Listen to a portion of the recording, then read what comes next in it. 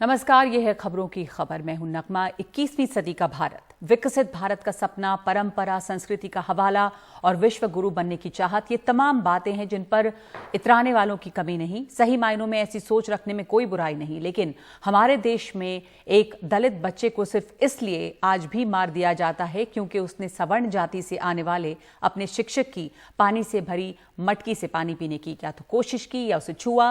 किसी दलित युवक की सिर्फ मूंछ रखने पर हत्या कर दी जाती है। कभी खबर आती है कि दलित दूल्हा घोड़े पर बैठता है तो उस पर जानलेवा हमला होता है। तो सवाल है कि ऐसे मौकों पर परंपरा और संस्कृति का हवाला देने वाले कहां छुप जाते हैं, और इंसानियत को शर्मसार करने वाले ऐसे मामले क्या महान भारत की सोच पर धब्बा नहीं लगाते? राजस्थान के जालौर में शिक्षक की पिटाई से एक 9 साल के बच्चे की मौत के बाद से सियासत इसके ऊपर तेज हो गई है। गहलोत सरकार न सिर्फ बीजेपी के निशाने पे है, बल्कि उनके अपने कांग्रेस के विधायक ने भी विरोध में इस्तीफा दिया है। उसके मटके से पानी पीने के नाम पर उसकी बेटी की हत्या की जाती है। दलित समाज के व्यक्ति को वार्ड पंच से लेकर देश का प्रधानमंत्री और राष्ट्रपति बनने तक का मौका दिया गया है, लेकिन आज दलित समाज का लोग जो शोषण हो रहा है वो असहनीय है। उस भावनाओं को ध्यान रखते हुए मेरी अंतरात्मा में आज इतना जुनून है कि मैं अपने आप को रोक नहीं पा रहा हूं, क्योंकि जो सम्मान मुझे डॉक्टर भीमराव अम्बेडकर की देन की वजह से मिला है, आज वो सम्मान में उस सम्मान की रक्षा नहीं कर पाया, इसलिए मुझे आज मेरे पद से इस्तीफा दे रहा हूं। और कांग्रेस नेता सचिन पायलट ने वारदात को शर्मनाक बताया और कार्रवाई की बात कही है। जो घटना हुई है उसका संज्ञान लेकर उसको उचित कार्रवाई करनी पड़ेगी, और भविष्य में खासकर हमारे दलित आदिवासी समाज के लोग, भाइयों बहनों को, परिवारों को ऐसा ना लगे कि उनके लिए जो हम लोगों ने प्रावधान करे हैं वो कहीं कमजोर हैं, क्योंकि कहीं ना कहीं कमी होगी तभी तो लोग बार बार इस प्रकार की घटनाओं को अंजाम दे रहे हैं। अभी पाली जिले में एक नौजवान दलित के साथ जो हुआ, क्योंकि उसने मूछें रखी थी, उसका कत्ल करा गया, उसकी मौत हुई। तो इस प्रकार की घटनाओं से बहुत मनोबल कमजोर होता है, लेकिन हम सब साथ खड़े हैं दलित समाज के, और उन सब लोगों को न्याय दिलाने के लिए कोई कसर नहीं छोड़ेंगे। जो मदद है, सहायता है, सहयोग है, वो भी हम लोग करवाएंगे। लेकिन आज तो इस दुख को बांटने के लिए हम लोग यहाँ पर आए हैं। नेता यह आश्वासन दे रहे हैं, लेकिन पिछले कुछ महीनों में राजस्थान में दलित उत्पीड़न के कई बड़े मामले सामने आए हैं, जैसे कि धौलपुर में पति और बच्चों के सामने महिला के साथ बलात्कार, पाली में, जिसकी बात अभी सचिन पायलट कह रहे थे, मूंछ रखने और अच्छे कपड़े पहनने पर एक युवक की हत्या, अलवर और नागौर में दलित को जिंदा जलाने के मामले, करौली में 4 साल की बच्ची के साथ रेप। राजस्थान में SC/ST एक्ट के तहत दर्ज होने वाले मामलों की तादाद लगातार बढ़ी है, लेकिन बात सिर्फ राजस्थान की नहीं है, और भी राज्य हैं, सभी जगह पर ऐसा होता है। पिछले साल 14 दिसंबर को एक सवाल के जवाब में केंद्र सरकार ने लोकसभा में से जुड़े आंकड़े पेश भी किए थे, और बताया गया था कि 2016 में ऐसे 6,329 मामले दर्ज हुए, 2017 में 5,222, फिर 18 में ये 5,563 हो गया, फिर 2019 में बढ़ के 8,418, 2020 में 8,744, यानी कि 2020 में ये मामले और बढ़े हैं। तो बहुत ही ज़्यादा चिंताजनक, बहुत ही शर्मनाक स्थिति है ये, आज जब हम आज़ादी की 75वीं सालगिरह मना रहे हैं, उस दौरान भी ऐसा कुछ हो रहा है। और आज ही एक बहुत ही सोचने वाला, आपके सोचने पे मजबूर करने वाला ट्वीट जो है वो मीरा कुमार ने किया। मीरा कुमार जो कांग्रेस नेता हैं, मीरा कुमार जो मंत्री रही, मीरा कुमार जो डिप्लोमैट रही और जो स्पीकर रही लोकसभा की। तो मैं पहले उनका ट्वीट पढ़ के बता देती हूँ। उन्होंने लिखा कि 100 साल पहले मेरे पिता बाबू जगजीवन राम को एक स्कूल में सवर्ण हिंदुओं के लिए रखे गए घड़े से पानी पीने से रोका गया था। ये एक चमत्कार था कि उनकी जान बच गई। आज एक 9 साल के दलित लड़के की उसी वजह से हत्या कर दी गई। स्वतंत्रता के 75 साल बाद भी जाति प्रथा हमारी सबसे बड़ी दुश्मन बनी हुई है। हमारे साथ इस वक्त जुड़ी हैं मीरा कुमार।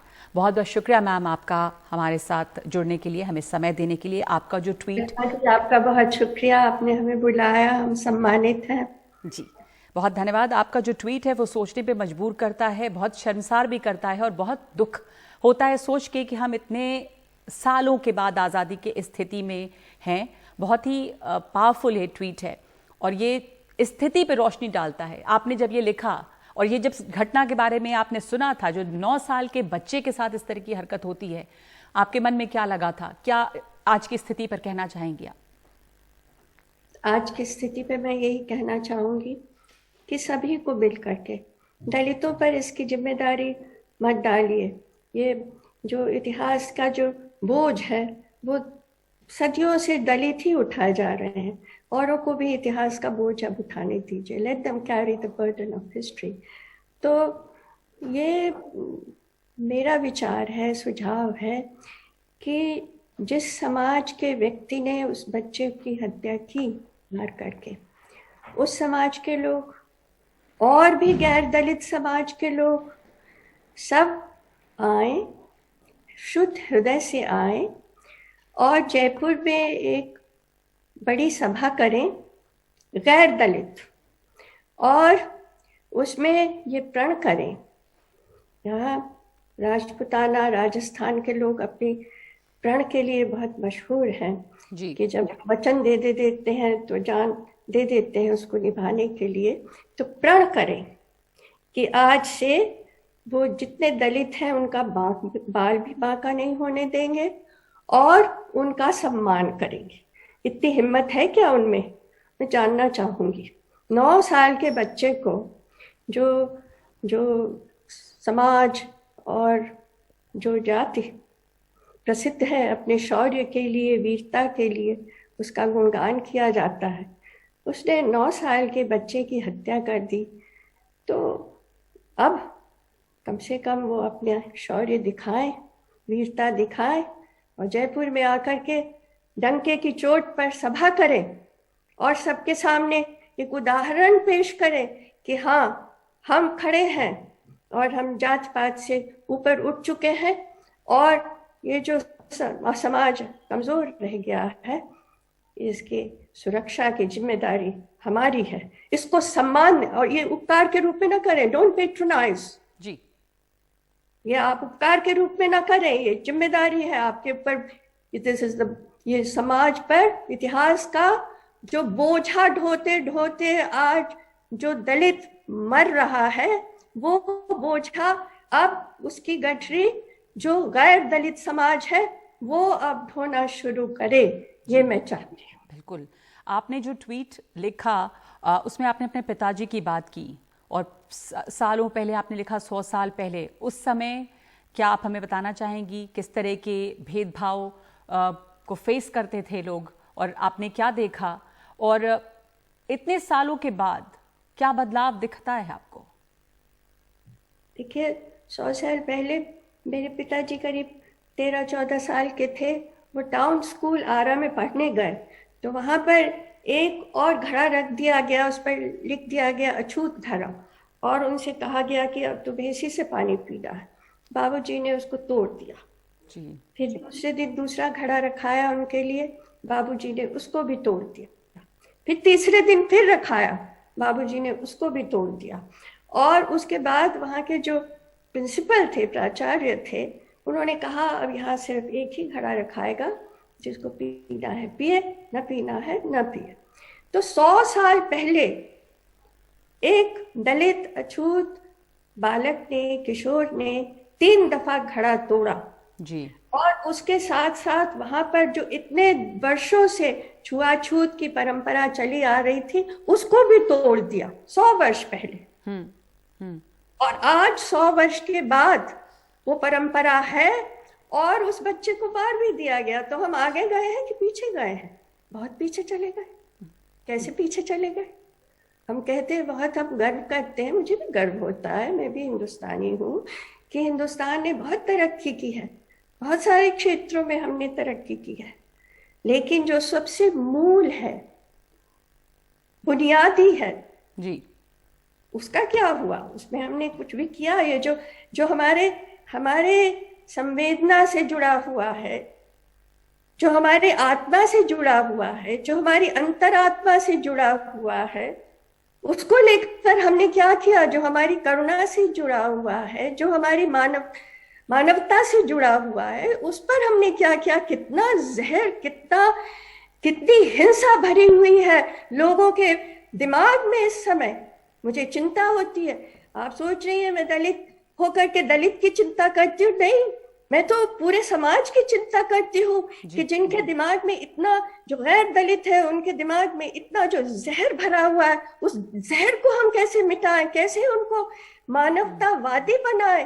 मैं तो इस चिंता में भी रहती हूँ। जी, क्यों मुझे दोनों बदलाव, तरफ चिंता रहती है। क्यों आपको लगता है कि हम इससे बाहर नहीं आ पाए? काफी कोशिशें की गई, पॉलिटिकली बड़े पदों पर, ओहदों पर लोग बिठाए गए जो दलित समाज से थे, बावजूद इसके बदला ज्यादा नहीं है। छोटी जगहों पे, गांव में, शहरों में आम लोग आज भी ये झेलते हैं। इसे आपको लगता है कि हम इससे बाहर आ पाएंगे? इतनी ज्यादा जड़ कर चुकी है ये मानसिकता, और इसके लिए ये पॉलिटिकल क्लास भी काफी हद तक जिम्मेदार है। देखिए, पॉलिटिकल क्लास को जिम्मेदार ठहराने की एक परंपरा चल गई है। मैं भी समझती हूँ कि जो राजनीति में आए, जनसेवा में आए, उनकी बहुत बड़ी जिम्मेदारी बनती है। लेकिन जो पॉलिटिकल हमारा जीवन का जो राजनीति का जो आयाम है, वो हमारे सामाजिक सोच से प्रभावित होता है। जी, राजनीति, लोग कहते हैं कि के कारण जातीयता बढ़ रही है। मैं पूछना चाहती हूँ, आप लोगों की जब शादी तय होती है तो क्या राजनीति वाले आकर के तय करते हैं कि किस जात पे करो? वो तो आप खुद तय करते हैं ना। शादी जो है वो जाति प्रथा को अक्षुण्ण रखने के, बनाए रखने के सबसे बड़ी संस्था है। उस पर आघात ही नहीं करते हैं। वो तो राजनीति वाले नहीं करते। राजनीति जो है वो प्रतिबिंब है जो समाज में हो रहा है उसका। और मैं राजनीति को इसके लिए माफ नहीं कर रही हूँ। मैं उसको उसके दूसरे दृष्टिकोण से उसको कैसे देखा जाए ये कह रही हूँ। जी, मैं ये आपने कहा बहुत सारे दलित जो है ऊंचे पदों पर रहे। मुझे बताइए कितने दलित ऊंचे पदों पर रहे और कब से रहे? 1947 से अब तक कितने रहे? और ऊंचे पदों पर रहना क्या अपने आप में काफी हो जाता है? बिल्कुल नहीं। हाँ, मैं यही पूछना चाह रही थी कि इन तमाम इस तरह की छोटी जो कोशिशें भी रही, उसके बावजूद ज्यादा कुछ नहीं बदला समाज के लिए। और आपकी इतनी सारी उपलब्धियां रही हैं, मंत्री पद से लेकर स्पीकर, उसके पहले डिप्लोमैट, तमाम चीजों के बावजूद जो जाति का तमगा होता है, क्या आपने महसूस किया कि वो हमेशा साथ रहता है? अवश्य साथ रहता है, क्योंकि जब और किसी की चर्चा होती है तो जाति का उल्लेख नहीं होता, लेकिन जब हमारी चर्चा होती है तो हमेशा कहते हैं दलित। जी, जब किसी बहुत बड़े महानायक, देश के महानायक की चर्चा होती है, अगर वो गैर दलित है तो उनकी जाति का उल्लेख नहीं होता। भाई, और बाबूजी की जब चर्चा होती है, मेरे पिता बाबू जगजीवन राम जी की, तो दलित जरूर लगाते। तो ये मानसिकता कैसे जाएगी? अभी राष्ट्रपति बनी, आदिवासी आदिवासी आदिवासी, उनकी अपनी कोई उपलब्धि ही नहीं है सिवाय इसके कि आदिवासी परिवार में उनका जन्म हुआ। बिल्कुल सही कहा। बहुत बहुत उपलब्धियां हैं। तो इस तरह सब उपलब्धियों को धो करके अलग कर देना और कहना कि ये बस दलित हैं, बस इनकी उपलब्धि, इनकी पहचान सिर्फ ये है कि दलित हैं, और इनको कभी भी अपमानित कर सकते हो, कभी भी इनको नीचा दिखा सकते हो, कभी भी इनके सम्मान को ठेस पहुंचा सकते हो। ये करो। बाबूजी रक्षा मंत्री थे, 1978 की बात है। बहुत उसमें समय शक्तिशाली थे। 71 का युद्ध उन्होंने जीता रक्षा मंत्री के रूप में। वो बनारस गए डॉक्टर संपूर्णानंद की प्रतिमा का अनावरण करने के लिए। वहाँ विरोध कर दिया, वहाँ के लोगों ने विरोध किया, जाति सूचक नाम लेकर के उनको गाली दी उनको, और उनका कि आप इस प्रतिमा को हाथ नहीं लगाएंगे, ये भ्रष्ट हो जाएगी। तब बाबूजी वापस चले आए तो फिर उन लोगों ने गंगा जल से उस प्रतिमा को धोया। तो ये 1978 की बात कर रही हूँ, और जब बाबूजी इतने शक्तिशाली इस राजनीतिक गगन पर एक बहुत महत्वपूर्ण व्यक्ति थे। तो ये तब आप ठीक कह रही हैं, ये जो चिन्ह है ना, ये जो मेडल कहें कि कलंक कहें, क्या कहें, वो लड़ाई रहता है हमेशा। जन्म से शुरू होता है, मृत्यु तक लगा रहता है। तमाम उपलब्धियों पर हावी हो जाता है जाति का तमगा, और ये अपने आप में बेहद ही शर्मसार करने वाली और बहुत ही ज़्यादा दुख देने वाली बात है। और जो अब हुआ इस 9 साल के बच्चे के साथ, उस पर जितना शर्म करें वो कम है। बहुत शुक्रिया आपका मीरा कुमार हमारे साथ जुड़ने के लिए और अपनी सोच साझा करने के लिए। धन्यवाद आपका। तो इस वक्त एक ब्रेक ले रहे हैं।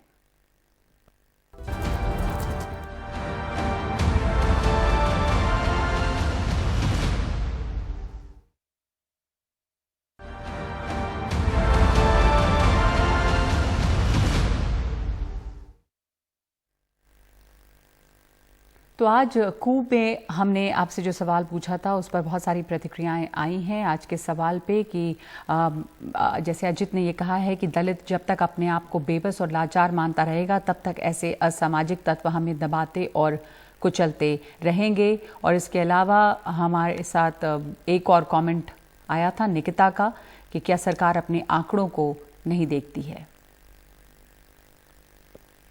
तो इस वक्त खबरों की खबर में इतना ही। नमस्कार।